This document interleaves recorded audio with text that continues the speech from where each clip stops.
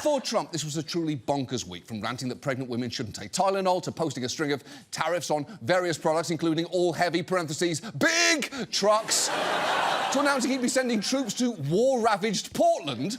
And then there was this. This morning, former FBI Director James Comey has been indicted on 2 felony counts. One charge of making a false statement to Congress and another for obstruction of a congressional proceeding. Moments after Comey's indictment, Trump posting online, "Justice in America," calling the former FBI director one of the worst human beings this country has ever been exposed to. And look, everyone knows Trump doesn't like Comey, nor, by the way, does anybody else.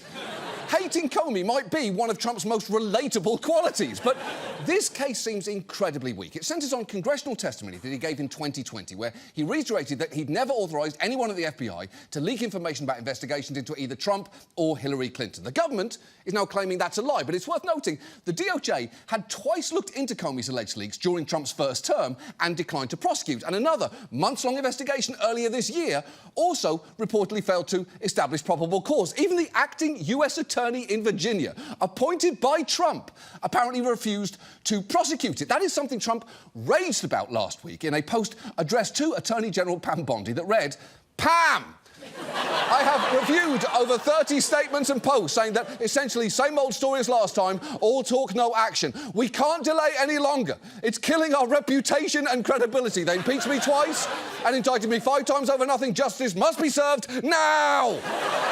Which isn't just a blatant attempt at abuse of power, it's embarrassing to post. "Pam, this is killing our reputation."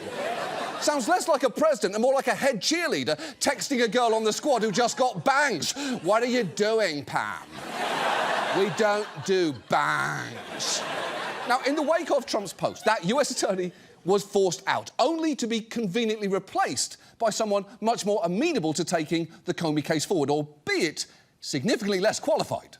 The charges against Comey were brought by Lindsay Halligan, President Trump's personal lawyer, who was handpicked by the president as a new U.S. attorney for the Eastern District of Virginia earlier this week. Halligan has no prosecutorial experience and has worked mostly on insurance cases. That is true.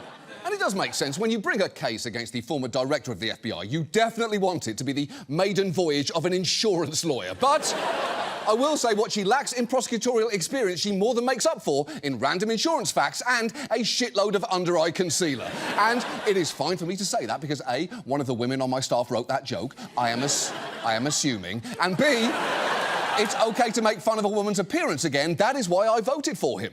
And look,